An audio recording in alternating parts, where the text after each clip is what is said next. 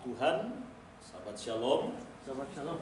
Ya, Bapak Ibu, saudara-saudara yang dikasihi Tuhan, saat pagi menjelang siang hari ini, pembacaan parasa kita sudah sampai di dalam kitab Beresit pasal yang ke-30 atau Kejadian pasal yang ke-30. Nah, saudara-saudara yang dikasihi Tuhan, dalam pasal yang ke-27 kita bisa melihat di sana ada satu cerita, ada satu peristiwa yang dicatat oleh kitab suci di mana seorang Esau sebagai anak yang sulung justru dia kehilangan hak kesulungan dia. Kalau kita bicara tentang hak kesulungan, apa sih keistimewaan daripada hak kesulungan itu sendiri? Khususnya kalau kita bicara tentang Bani Israel. Apa keistimewaan daripada hak kesulungan itu? Atau apa keistimewaan kalau kita menjadi anak sulung? Sehingga saudara, ketika Esau mengetahui bahwa bapaknya yang bernama Yitzhak ini telah memberkati adiknya dengan berkat kesulungan, dengan kata lain berkat kesulungan itu telah diberikan kepada Yakub, maka menangislah seorang Esau sejadi-jadinya. Saudara bisa bayangkan di dalam firman Tuhan ini dicatat bagaimana seorang Esau itu sampai meraung-raung di hadapan bapaknya, menjerit dan menangis. Sampai Esau bilang, apakah bapak tidak punya lagi berkat yang lain untukku? Di dalam kitab Ifrim tadi pasal yang ke-12 kita bisa melihat di sana ayat yang ke-16 dengan sangat jelas bagaimana seorang Esau itu telah kehilangan yang namanya hak kesulungan. Dan dia tidak bisa memiliki hal itu, memperoleh itu kembali.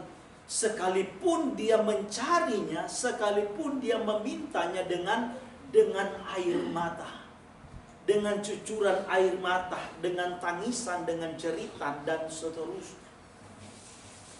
Apa yang menjadi keistimewaan kalau kita menjadi anak sulung? Nah, persoalannya memang tradisi budaya kita ya dengan orang Yahudi ya, Bani Ifrim ini atau Bani Ibrani ini memang berbeda. Kalau mungkin di negara Indonesia, di bangsa kita ini ada suku-suku tertentu mungkin yang bisa saja ada yang memprioritaskan, mengistimewakan yang namanya anak sulung laki-laki. Kalau di Sumba kita tahu laki-laki itu, anak laki-laki itu adalah anak kebanggaan. Apalagi kalau dia anak pertama, anak sulungnya laki-laki. Wah, itu sungguh sangat disayang, sungguh sangat diistimewakan. Dan memang saudara-saudaraku yang dikasihi Tuhan, di Bani Ifrim, Bani Israel ini yang saya percaya ketika mereka mengistimewakan anak sulung ini bukan tanpa sengaja. Tetapi memang inilah yang merupakan tradisi dari nenek moyang mereka turun-temurun yang mungkin diajarkan. Bukan hanya di zaman Abraham, bapak daripada Yitzhak, tapi bisa saja sebelum Abraham. Tradisi mengistimewakan yang namanya anak sulung laki-laki ini sudah turun-temurun. Dan saya percaya kalau di dalam Torah pun menulis keistimewaan tentang anak sulung, berarti sejak semula ketika Torah itu belum ditulis, ya, baru Torah lisan yang diajarkan secara lisan, disampaikan Tuhan secara lisan kepada nenek moyang bangsa Israel. Sejak mungkin dari Adam dan seterusnya. Maka ada keistimewaan kalau menjadi anak sulung, apalagi laki-laki. Kenapa saudara? Karena kalau bapaknya masih hidup, kalau orang tuanya masih hidup, maka anak sulung laki-laki ini selalu pasti akan didahulukan. Pasti selalu akan diistimewakan, diprioritaskan dalam segala hal. Jadi saudara bisa bayangkan dalam segala hal. Saya ambil contoh kalau misalnya ya Pak Tara ya punya 2 anak, kalau bawa sesuatu misalnya dari kantor, anggaplah lagi bawa pizza, ya padahal yang bungsu ini, yang nona ini, waduh lihat pizza matanya udah melotot, ngilernya udah mulai keluar, ya pingin, tetapi nggak bisa saudara. Tetap dia memprioritaskan, mendahulukan yang sulung. Nah, dalam tradisi Bani Israel itu tetap yang sulung kalau bapaknya ada, itu tetap diprioritaskan, tetap diutamakan. Makanya jangan heran dalam peristiwa Yosef dalam kitab Kejadian pasalnya yang ke-43, ayat yang ke-33, tolong satu orang baca. Waktu saudara-saudaranya ini, Yosef ini dijejerkan itu tidak acak saudara. Tetapi dimulai dari mana yang sulung. Itu menunjukkan kepada kita, isyaratkan kepada kita bahwa memang yang namanya yang sulung itu selalu didahulukan, selalu diistimewakan. Kejadian 43 ayat 33. Silakan.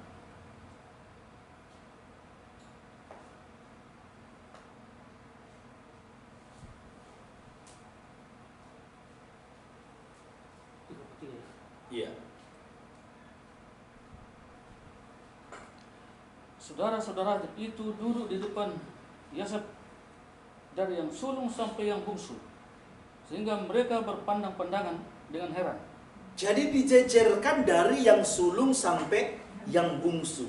Nah, ini mengisyaratkan kepada kita bahwa memang tradisi dalam keluarga Israel yang sulung itu selalu nomor satukan, selalu diutamakan dan diistimewakan.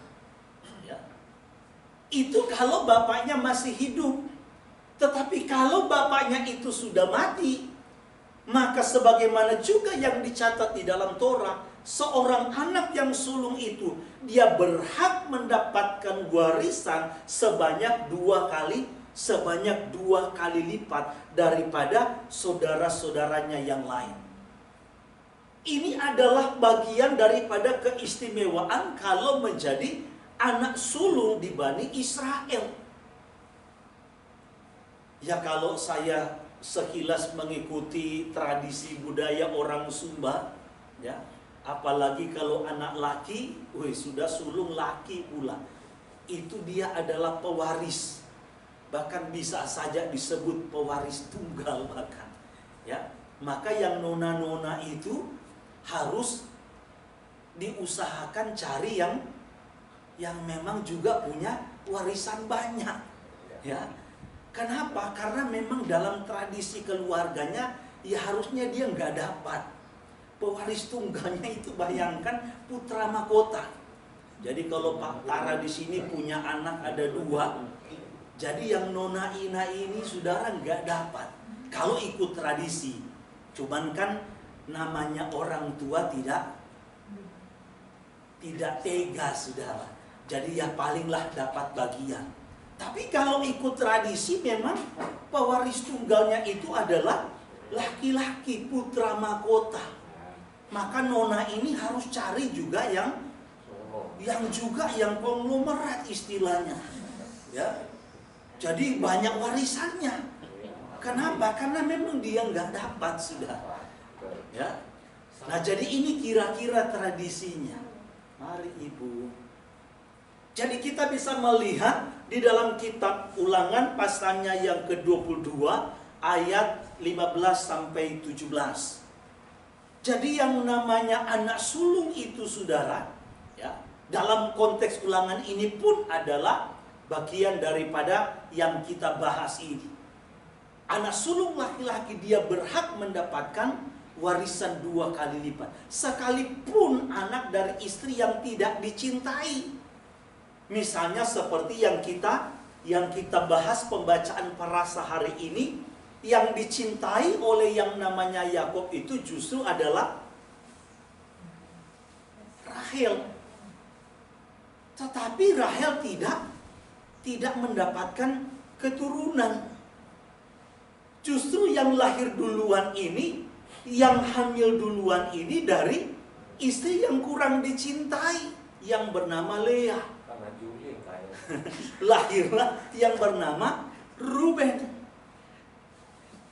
Sekalipun Ruben ini lahir dari istri yang kurang dicintai oleh Yakub, tetap saudara, Ruben itu harus menjadi yang sulung. Dan dia harus memperoleh hak istimewa itu. Tolong Pak Rene baca kitab Ulangan tadi. Maka haruslah ayah dan ibu gadis itu memperlihatkan tanda-tanda keperawanan gadis itu kepada para tua-tua kota di pintu gerbang. Ulangan berapa? 21 ayat 15 sampai 17.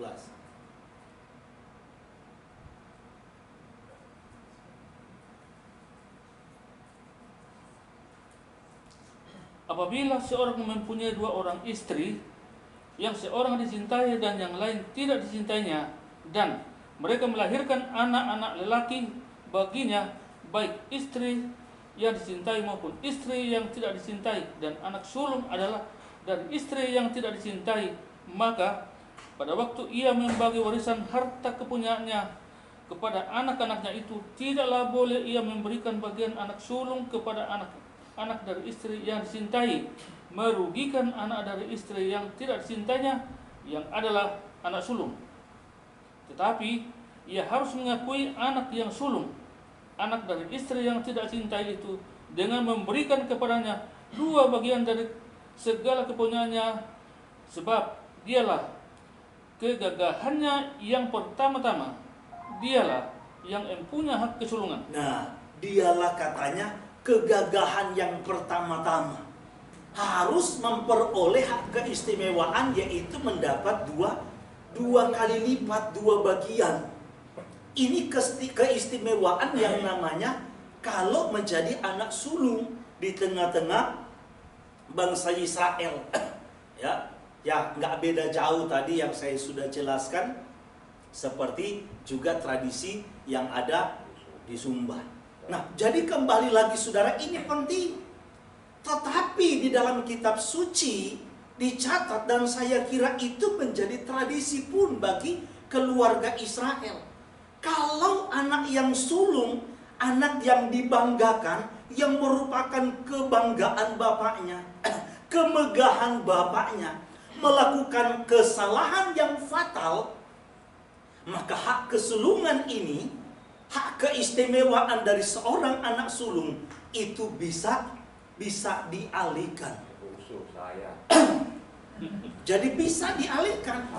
Dan kita akan lihat firman-Nya. Kalau anak sulung ini melakukan kesalahan. Kita lihat dalam kitab Kejadian 35 ayat 22.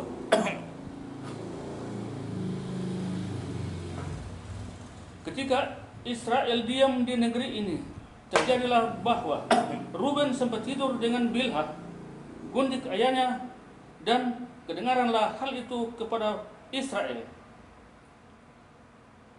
Sampai di situ saja. Jadi saudara perhatikan, ini anak sulung yang dibanggakan, yang diberikan hak keistimewaan. Tetapi berjalan dengan waktu, si sulung ini, anak yang dibanggakan, yang diistimewakan, ternyata melakukan kesalahan yang fatal, saudara. Dia melakukan kesalahan yang fatal. Bayangkan dia tidur dengan ya boleh dibilang ibunya. Ya, dibilang ibunya. Ya, bukan ibu kandung karena juga gundik dari bapaknya. Ini ditidurin, saudara. Maka jangan heran di masa tuanya Yakob, di akhir hidupnya Yakob, kita lihat bagaimana ketika Yakob mau memberkati Ruben, apa yang dia bilang dalam kitab Kejadian pasal yang ke-49 ayat 3 sampai ayat yang ke-4. Ruben, engkaulah anak sulungku, kekuatanku dan permulaan kegagahanku. Ruben, engkaulah anak sulungku, kebanggaanku, kemuliaanku, kegagahanku. Engkaulah yang terutama dalam keluhuran, yang terutama dalam kesanggupan. Engkaulah yang terutama dalam segala hal. Terus, engkau yang membual sebagai air, tidak lagi engkau yang terutama. Perhatikan baik-baik, engkau yang membual seperti air, engkau tidak lagi yang terutama. Tidak lagi yang terutama. Kalau pertama Yakob bilang engkau yang terutama, engkau menjadi kemegahan, kebanggaan, kemuliaanku. Tapi karena dosa yang dia lakukan, karena pelanggaran fatal yang dia lakukan, engkau tidak lagi menjadi yang terutama. Seterusnya, sebab engkau telah menaiki tempat tidur ayahmu. Waktu itu engkau telah melanggar kesuciannya. Dia telah menaiki petiduranku. Kenapa? Karena dia telah meniduri istri daripada Yakob, gundik daripada Yakob. Karena kesalahan yang fatal inilah, maka Ruben tidak lagi menjadi yang terutama. 1 Tawarik 5 ayat 1.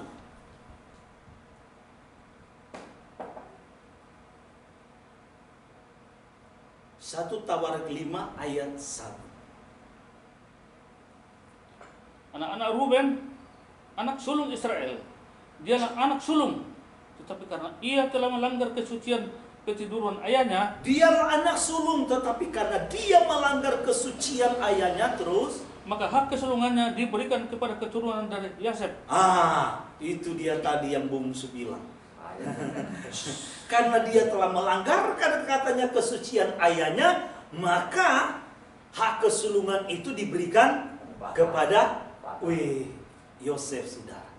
Jadi bisa bayangkan kepada keturunan Yosef. Sekalipun kata kalimat selanjutnya, hal itu tidak dicatat di dalam silsilah, tetapi diberikan.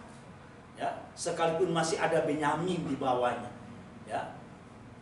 Jadi kita bisa melihat bahwa ini adalah bagian daripada kebenaran firman Tuhan yang harus sedikitnya kita pahami tentang yang namanya keistimewaan daripada menjadi anak sulung di tengah-tengah keluarga Israel.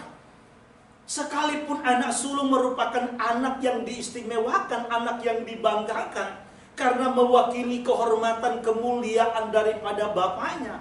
Tapi kalau dia melakukan kesalahan yang fatal, maka hak kesulungan itu, hak keistimewaan itu bisa dialihkan kepada orang lain, bisa dialihkan kepada adik-adiknya. Ya, apakah itu yang kedua atau mungkin juga yang paling bungsu. Nah, itulah sebabnya saudara-saudaraku yang dikasihi Tuhan, inilah yang terjadi di dalam kehidupan yang namanya Esau. Esau sama sekali tidak menghargai yang namanya hak kesulungan itu. Yang saya bilang, saudara, hak kesulungan ini bukan dibuat sendiri oleh manusia. Tetapi saya percaya, saudara, bahwa ajaran ini sudah ada sejak dulu nenek moyang mereka yang diwariskan secara turun-temurun. Kenapa? Karena hal itu akhirnya dikukuhkan di dalam satu Torah, satu ajaran Tuhan. Itu menunjukkan bahwa sejak semula sebenarnya Tuhan sudah ajarkan kepada mereka secara lisan. Nah, inilah yang tidak dihargai, yang tidak dihormati oleh yang namanya Esau. Sehingga dengan gampangnya, dengan mudahnya dia menjual, dia menukar hak kesulungan dia hanya dengan semangkuk kacang merah. Kalau kita lihat, mungkin belajar lebih dalam, memang kacang merah yang ada di Israel termasuk zaman itu dengan kacang merah kita berbeda. Ya. Jenisnya sama, kacang-kacangan juga, tapi bentuknya agak berbeda. Ya. Kacang merah di zaman Esau waktu menukar dengan Yakob itu bentuknya, kalau saudara lihat di internet, bentuknya itu agak lebih kecil-kecil. Ya, hampir mirip mungkin kacang hijau. Ya, memang agak merah sih. Tapi bukan kacang merah seperti yang kita kenal sekarang, yang kita bilang brenebon, orang Manado bilang. Gitu kan? Ya, brenebon. Ya, agak beda, cuman sama jenis kacang-kacangan. Nah, saudara-saudaraku yang dikasihi Tuhan, itulah sebabnya dalam kitab Ifrim pasal yang ke-12 ayat yang ke-16 sampai yang ke-7, mari kita lihat sama-sama apa yang ditulis oleh penulis kitab Ifrim yang tidak lain adalah Rasul Saul. Saudara bisa bayangkan, saudara, peristiwa di mana seorang Esau menukarkan hak kesulungan itu dengan semangkuk kacang merah. Itu disamakan oleh penulis dengan sebuah kalimat nafsu yang rendah. Disamakan dengan seorang pecabul atau pezina. Silakan Pak Rende. Janganlah ada orang yang menjadi cabul atau yang mempunyai nafsu yang rendah seperti Esau, yang menjual hak kesulungannya untuk sepiring makanan. Sebab kamu tahu bahwa kemudian ketika ia hendak menerima berkat itu, ia ditolak sebab ia tidak beroleh kesempatan untuk memperbaiki kesalahannya, sekalipun ia mencarinya dengan mencucurkan air mata. Nah, perhatikan baik-baik, nafsu rendah Esau menukarkan saudara hak kesulungan dengan semangkuk kacang merah. Itu sama penulis yang tidak lain adalah Rasul Saul dalam hal ini, yang menulis kitab Ifrim ini karena gaya tulisannya sama, sudah. Bahasa-bahasa di sana yang dipakai itu hampir mirip dengan surat-surat yang dia tulis kepada jemaat-jemaat yang ada di tempat yang lain.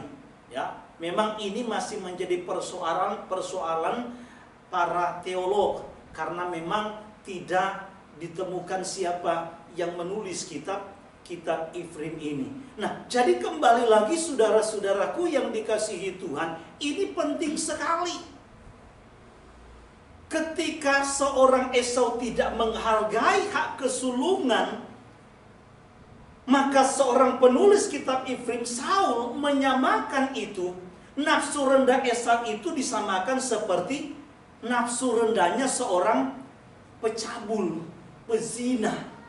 Kenapa? Karena seorang pezina, seorang pecabul, berarti dia tidak menghormati kesucian daripada sebuah pernikahan yang sejak semula itu Tuhan yang bentuk. Tuhan yang bentuk pernikahan itu, saudara. Tuhan yang bentuk pernikahan itu. Sehingga pernikahan itu sangat suci, sangat sakral. Rumah tangga itu merupakan pembentukan Tuhan. Itu adalah wujud daripada kasih dan kebaikan Tuhan. Ketika dia memandang dan melihat Adam seorang diri, sehingga dia berkata tidak baik manusia hidup seorang diri saja. Nah, Tuhan yang berinisiatif membentuk satu rumah tangga pertama, satu keluarga di dalam Taman Eden. Nah, sehingga ketika ada seseorang yang berzina, seorang yang bercabul, melakukan percabulan, berarti dia tidak menghormati kesucian daripada pernikahan itu. Dengan kata lain, dia tidak menghormati Tuhan yang membentuk, yang mendelegasikan sebuah pernikahan. Nah, ketika Esau, dia tidak menghormati Tuhan yang telah mendelegasikan, yang telah membuat satu aturan tentang keistimewaan daripada anak sulung itu, maka jangan heran, saudara. Ya, jangan heran dalam kitab Malaki tadi, pasal yang pertama yang kita baca dari ayat yang kedua bilang, aku mengasihi Yakob, tetapi aku membenci Esau. Kalau ini tidak ada kaitannya dengan hal rohani, kalau ini tidak kaitannya dengan hal spiritual, tidak ada kaitannya dengan Tuhan, hanya sekedar soal masalah warisan, nggak mungkin Tuhan akan bilang aku membenci Esau dan mengasihi Yakub. Ketika Esau tidak menghormati hak kesulungan yang sudah merupakan pendelegasian daripada Tuhan sejak nenek moyang mereka, maka itu secara tidak langsung dia tidak menghormati Tuhan. Sama seperti seorang pezina, sama seperti seorang pecabul. Ketika dia melakukan percabulan, ketika dia melakukan perzinahan, berarti dia bukan hanya mengkhianati pernikahannya, tetapi dia juga sudah mengkhianati Tuhan yang telah mempersatukan atau yang telah membentuk pernikahan itu sendiri. Dan Tuhan benci dengan yang namanya pezina. Tuhan benci yang namanya orang cabul. Sehingga jangan heran Tuhan pun menyatakan di dalam firman-Nya bahwa aku membenci yang namanya aku membenci yang namanya Esau. Jadi kalau kesulungan ini mewakili tentang hal-hal rohani, maka kaca merah ini mewakili hal-hal yang duniawi. Saudara bisa bayangkan Esau itu rela menukarkan hal yang rohani dengan hal yang duniawi. Yang mungkin memang kelihatannya kata firman Tuhan kan enak.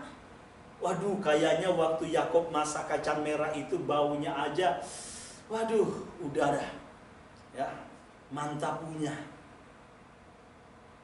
Memang saudara, hal-hal duniawi itu kalau dilihat dengan kasat mata kita atau mata jasmani kita yang belum dikuduskan, yang belum dicelikan oleh Tuhan, kita akan melihat hal-hal dunia itu adalah hal-hal yang sangat nikmat, yang sangat enak. Padahal enaknya sesaat. Sama dengan percabulan yang digambarkan oleh Ifrim. Kalau Pak Tara itu ahlinya, tanya aja sama dia katanya. Ya. Artinya kalau bicara zina, bicara percabulan, memang nikmat saudara. Tapi nikmatnya kata Pak Tara hanya sesaat. Nikmatnya sebentar. Nikmatnya sebentar tetapi akan merusak kesucian, kekudusan daripada sebuah pernikahan. Dan memang tidak sedikit saudara orang yang berpisah karena ada namanya perzinaan, perselingkuhan atau percabulan. Ada juga sih ibu-ibu yang pasrah kalau bapak-bapaknya di luar sana dia zina, ada juga. Tapi jarang ibu-ibu begitu. Jarang saudara. Biasanya pasti akan memberontak. Nah, jadi kita bisa melihat di sini saudaraku, ada sebuah gambaran yang sering kali terjadi tanpa kita sadari. Ada begitu banyak orang di luar sana yang rela menukarkan hal yang rohani dengan hal yang jasmani. Terlalu banyak orang di luar sana yang rela menjual kebenarannya, yang rela menjual imannya hanya karena kenikmatan dunia. Menjual kebenaran demi uang sudah terlalu banyak. Kalau pedagang memang mereka mencari makan jual suara. Para penyanyi juga mungkin begitu. Mendapatkan untung, mendapatkan uang dengan menjual suara. Tetapi banyak juga pendeta-pendeta yang mengaku hamba Tuhan menjual kebenaran demi mendapatkan uang, mendapatkan keuntungan. Banyak orang saudaraku yang rela menggadaikan kebenaran, menjual kebenaran demi hanya yang namanya popularitas. demi yang namanya ketenaran, demi yang namanya kedudukan, jabatan, dan lain-lain. Dan ini fakta bisa kita lihat di sekitar kita di dalam kekristenan. Hal ini bukan hal yang asing. Kita bisa banyak menemukan ada pendeta-pendeta yang model seperti ini. Saya dulu pernah diajak oleh orang satu kampung karena kebetulan anaknya ulang tahun. Jadi diajak karena satu kampung sudah lama kita nggak ketemu, ya saya datang. Waktu saya datang, tahu-tahunya saudara ada ibadah. Ada ibadah adalah, saya juga lupa nama pendetanya.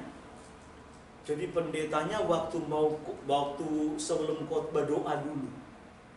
Dalam doa dia bilang, mari kita sama-sama tunduk kepala dan tutup mata. Saya minta semua tutup mata, jangan ada yang buka mata.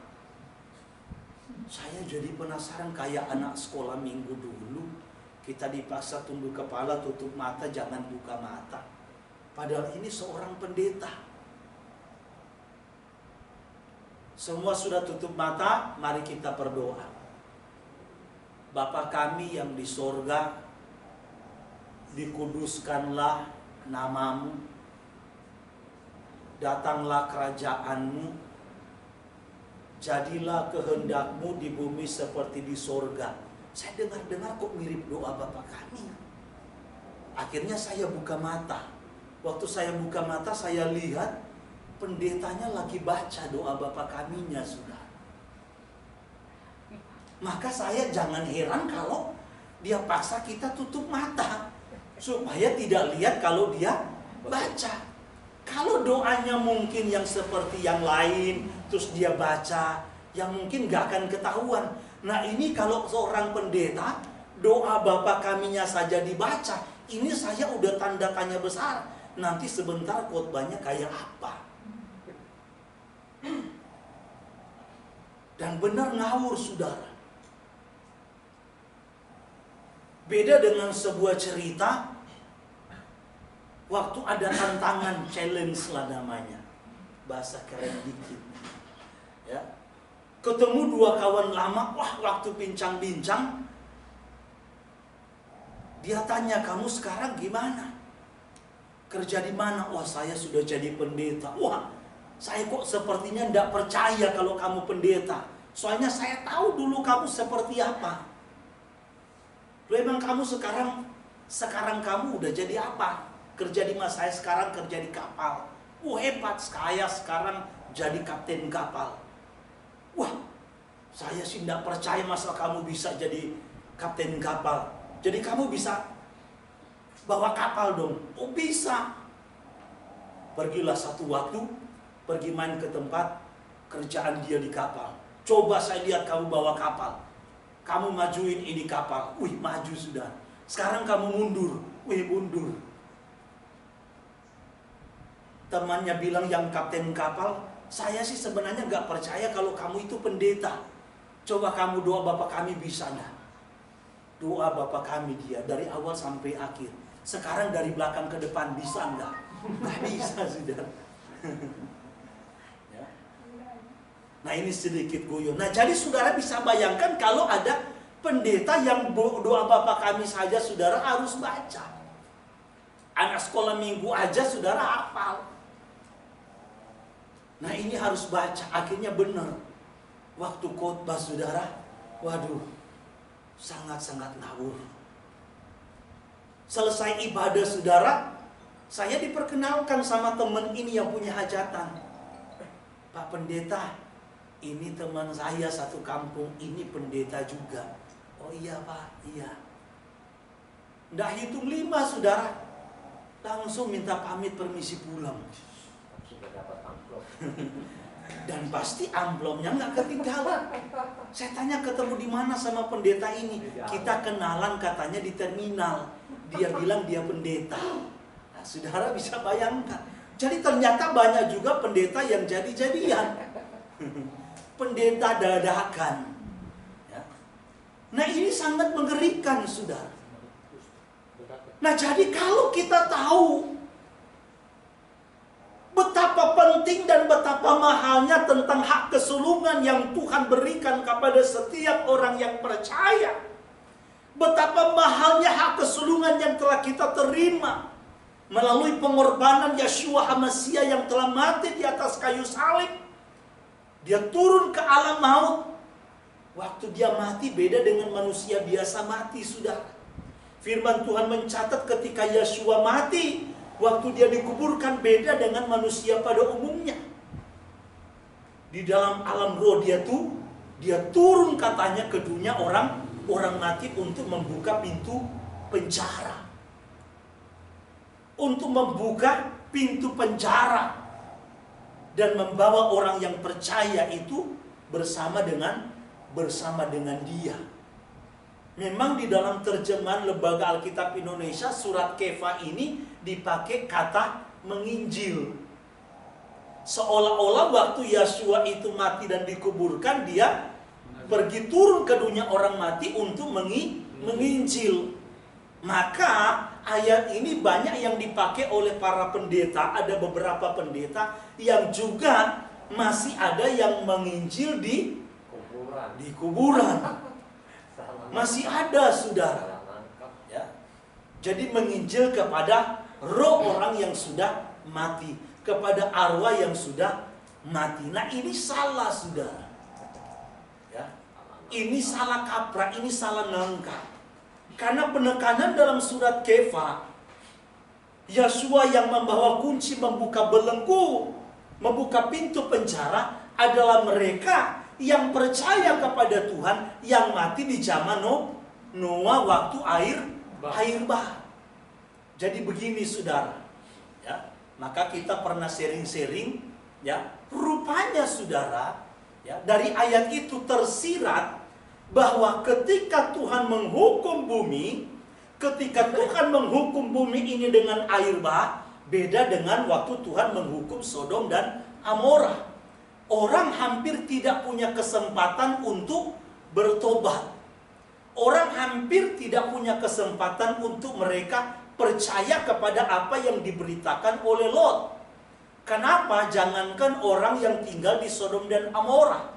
Tuhan sudah bilang kepada keluarga Lot termasuk istrinya, jangan sekali-kali engkau menoleh ke belakang. Boro-boro kesempatan untuk bertobat. Berhenti sedikit saja, lihat ke belakang saja, itu api belerang langsung timpa, saudara. Ya, jadi tiang garam itu karena api belerang, itu jadi langsung tiang garam. Jadi nggak ada kesempatan. Beda dengan kalau kita baca ketika Tuhan menghukum manusia pertama dengan air bah di zaman Noah. Kata firman Tuhan, apa yang dibuka? Mata airnya dibuka, saudara. Jadi sumber mata air semua dibuka dan hujan tidak turun-turun, tidak berhenti-berhenti selama kurang lebih 150 hari. Jadi yang tadinya orang mungkin senang karena hujan, tapi melihat air terus makin naik, maka kemungkinan baru mereka percaya apa yang disampaikan oleh Noah. Kan waktu Noah membangun Bahtera, surat Kefa bilang, Noah itu dia seorang pemberita. Jadi saudara, ketika dia hidup, waktu Tuhan memberikan amanah kepada dia, Tuhan akan menghukum. Noah nggak pernah berhenti untuk mengingatkan mereka. Tapi mereka tidak percaya saat itu. Seorang pun tidak ada yang percaya. Tetapi ketika Tuhan menghukum bumi, prosesnya tadi bisa saja ada kemungkinan ada orang yang akhirnya percaya kepada pemberitaan yang disampaikan Noah. Ya.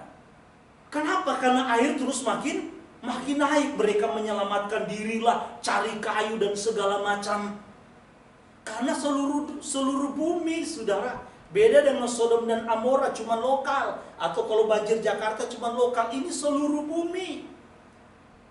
Sehingga sekalipun saudaraku, mereka bertobat mungkin, tetapi mereka tidak dikasih lagi kesempatan untuk menikmati hidup.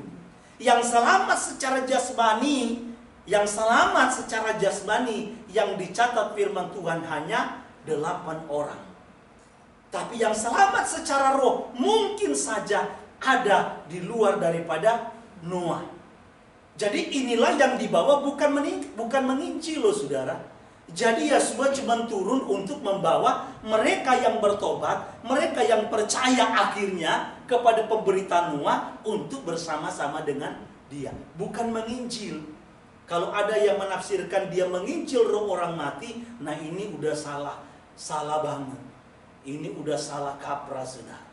Ya, udah sangat keliru. Ya. Nah, jadi sekali lagi saudara, ini penting bagi kita. Kita harus tahu, kita harus sadar betapa mahalnya saudara yang namanya buah, kesulungan yang kita terima. Sebagaimana yang dicatat di dalam kitab Ifrim tadi, ya, pasalnya atau Roma 8 ayat 23. Kita lihat sama-sama. Nanti kita balik ke Ifrim tadi. Roma pasal 8 ayat 23. Ini yang harus kita sadar. Betapa mahalnya saudara hak kesulungan yang kita terima. Betapa mahalnya pengorbanan Yeshua HaMasyiah di atas kayu salib. Sehingga kalau ada orang yang mengabaikan, yang tidak menghargai pengorbanan Yeshua HaMasyiah, dia mati di atas kayu salib, curahkan darah untuk menebus hidup saudara dan saya. Kalau ada yang tidak menghargainya, kalau ada yang menyia-nyiakannya, maka firman Tuhan katakan, tidak ada lagi korban untuk mereka. Tidak ada lagi korban untuk menghapus dosa mereka. Maka jangan pernah meremehkan. Jangan pernah mengabaikan pengorbanan Yeshua. Jangan pernah menukarkan keselamatan itu, hak kesulungan yang telah kita terima melalui iman percaya kita kepada Yeshua, dengan hal-hal duniawi apapun itu. Ketenarankah, kedudukan, jabatan, harta, kekayaan, takhta, dan lain-lain. Jangan saudara. Karena ini sangat mahal. Jangan punya nafsu yang rendah seperti Esau, yang pada akhirnya kita mau menangis air mata darah pun kita memohonkan untuk diselamatkan dari api neraka, dari api siksaan. Kita tidak punya waktu dan kesempatan lagi. Roma 8 ayat 23 Pak Reni. Dan bukan hanya mereka saja, tetapi kita yang telah menerima karunia sulung ruah, kita juga mengeluh di dalam hati kita sambil menantikan pengangkatan sebagai anak, yaitu pembebasan tubuh kita. Memang saudara, kita pun yang telah menerima karunia sulung roh yang diberikan oleh Tuhan, tidak lepas dari yang namanya persoalan. Tidak lepas dari yang namanya pergumulan, problema. Semua orang pasti akan mengalami persoalan. Kita nggak perlu cari persoalan itu. Kita nggak perlu cari pergumulan itu. Persoalan pergumulan itu akan datang dengan sendirinya. Kenapa? Karena persoalan pergumulan itu adalah cara yang paling efektif yang akan Tuhan pakai, yang selalu Tuhan pakai untuk memurnikan iman saudara dan saya. Untuk mendewasakan iman saudara dan saya, untuk membawa iman kita supaya semakin sempurna di hadapan Dia. Jadi jangan pernah berpikir kita akan bebas dari persoalan. Tetapi firman Tuhan katakan karunia sulung roh yang telah diberikan kepada kita itu terlamat mahal saudara. Itu sangat luar biasa. Apa sih karunia sulung roh itu? Karunia sulung roh itu tidak lain berbicara tentang kuasa. Kuasa untuk apa? Bukan hanya sekedar kuasa untuk mendoakan orang sakit terus orang sakit sembuh. Kuasa untuk melepaskan mereka yang terikat kemudian mereka terlepas. Yang kerasukan setan usir setannya kabur. Bukan hanya sebatas kuasa itu, tetapi kuasa yang sesungguhnya yang Tuhan berikan kepada kita tidak lain adalah kuasa untuk menjadi anak-anak Tuhan. Kuasa atau sebuah kemampuan yang Tuhan berikan kepada kita untuk kita bisa berubah dari hari ke hari, dari waktu ke waktu untuk semakin serupa dengan Yeshua HaMasyiah. Kuasa inilah yang diberikan kepada kita. Dengan kata lain, hanya orang yang menerima Dia, hanya orang yang percaya kepada Yeshua HaMasiah yang telah mati dan bangkit akan dimungkinkan. Jadi saya pakai bahasa sekali lagi, akan dimungkinkan untuk bisa menjadi sama seperti Yeshua. Yang tidak menerima Yeshua HaMasiah, yang tidak mengakui Yeshua HaMasiah sebagai Yahweh penyelamat yang telah mati di atas kayu salib, mereka tidak mungkin bisa. Tetapi kita dimungkinkan. Maka kita yang percaya di dalam namanya, kita yang percaya kepada pengorbanannya, kita diberikan kemampuan itu. Kita diberikan keistimewaan itu. Kita diberikan kuasa itu. Supaya kita mampu untuk menjadi serupa dengan Yeshua. Yang sering kali saya katakan, yang 1 Yohanes 2 ayat yang ke-6, barang siapa berkata dia ada di dalam Yeshua, maka dia wajib, artinya dia harus hidup sama seperti Yeshua. Dia harus menjadi serupa dengan Yeshua, memiliki gaya hidup Yeshua, memiliki kemauan dan keinginan seperti Yeshua. Inilah yang Tuhan inginkan. Yeshua punya keinginan, kerinduan untuk yang kemauan, keinginan untuk selalu berdoa misalnya, melayani misalnya, punya belas kasihan. Apalagi kalau soal masalah merenungkan Torah, itu sudah bagian karena memang dia adalah Torah yang hidup. Apakah kita sudah menjalankan hal itu? Apakah kita sudah memiliki hal seperti itu? Memiliki pikiran seperti Yeshua, style, gaya, gairah seperti Yeshua. Supaya kita tidak terseret dengan arus dunia ini. Supaya kita betul-betul melihat bahwa keselamatan yang kita miliki itu nilainya sangat mahal. Apapun kita akan pertahankan keselamatan itu.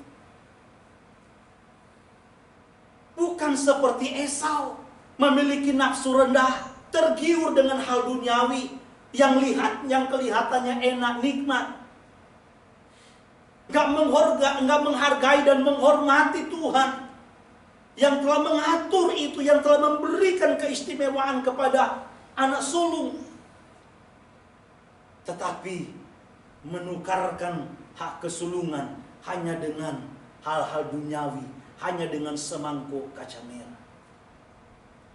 Kalau kita tidak menyadari betapa mahalnya saudara pengorbanan Yeshua HaMasiah, betapa mahalnya beriman kepada Dia, maka satu waktu saudara, kita akan begitu gampang meninggalkan Yeshua HaMasiah. Kita akan gampang meninggalkan Dia, meninggalkan kebenarannya. Gampang sekali kita meninggalkan sahabat, meninggalkan perayaan. Terlalu mudah. Kenapa? Karena kita tidak berakar. Kita tidak mengerti, kita tidak memahami betapa mahalnya. Nilainya itu sangat luar biasa. Tadi baru kita sharing-sharing.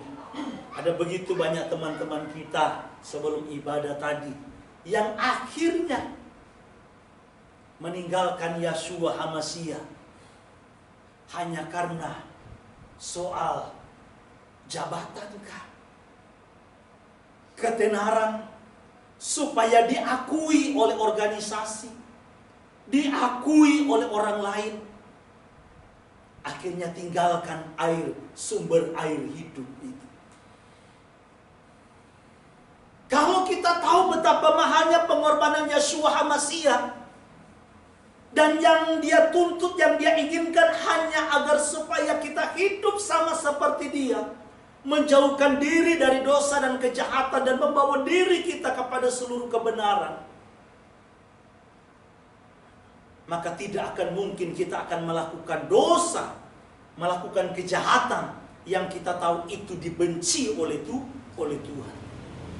Tuhan kita itu Tuhan yang penuh dengan belas kasihan. Dia Tuhan yang pengampun, Dia Tuhan pengasih dan penyayang.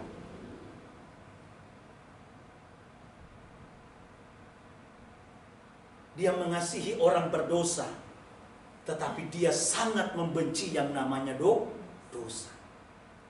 Dia mengasihi orang berdosa, tetapi dia membenci yang namanya dosa. Maka dalam kitab Ibrani pasal yang ke-6, ayat 4 sampai ayat yang ke-6, tolong orang baca. Ibrani pasal 6 ayat 4 sampai 6. Sebab mereka yang pernah diterangi hatinya, yang pernah mengecap karunia surgawi, dan yang pernah mendapat bagian dalam ruah Hakodes, dan yang mengecap firman yang baik dari Elohim dan karunia-karunia dunia yang akan datang, namun yang murtad lagi tidak mungkin dibaharui sekali lagi sedemikian hingga mereka bertobat, sebab mereka menyalibkan lagi anak Elohim bagi diri mereka dan menghinanya di muka umum. Nah, saudaraku, renungkan baik-baik. Kalau kita sadar betapa mahalnya pengorbanan Yeshua HaMasyiah di atas kayu salib, dia terhukum bukan karena dia yang berdosa. Dia disebut dan menjadi pendosa, disalibkan di tengah-tengah penjahat-penjahat. Itu karena dosa manusia. Itu karena dosa dan kejahatan saudara dan saya. Dia terhukum karena kita. Yang dia minta kepada kita itu, saudaraku, hanya sederhana, simple. Dia nggak minta jabatan kita, dia tidak minta harta kita. Dia hanya minta adalah hidup kita yang mau berpaut selaras dengan firman. Tetapi kalau ada orang yang tadinya sudah berpaut kepada firman-Nya, yang sudah memahami, yang hatinya pernah diterangi oleh Roh Kudus, mengerti akan jalan-jalan Tuhan, mengerti akan kebenaran-kebenaran. Tetapi karena yang saya bilang tadi, daya tarik dunia yang begitu kuat, kenikmatan dunia yang begitu memikat, sehingga akhirnya membuat engkau dan saya condong kepada dunia, meninggalkan hal rohani, meninggalkan kebenaran, meninggalkan Yeshua, dan beralih kepada yang lain. Maka firman Tuhan bilang, mereka atau orang itu sama seperti menyalibkan Yeshua untuk kedua kali. Ibrani pasal yang ke-10 ayat 26 dan seterusnya.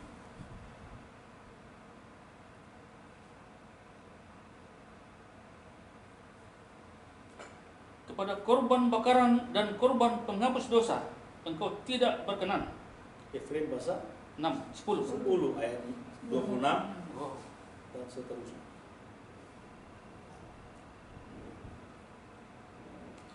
Sebab jika kita sengaja berbuat dosa sesudah memperoleh pengetahuan tentang kebenaran, maka tidak ada lagi korban untuk penghapus dosa itu.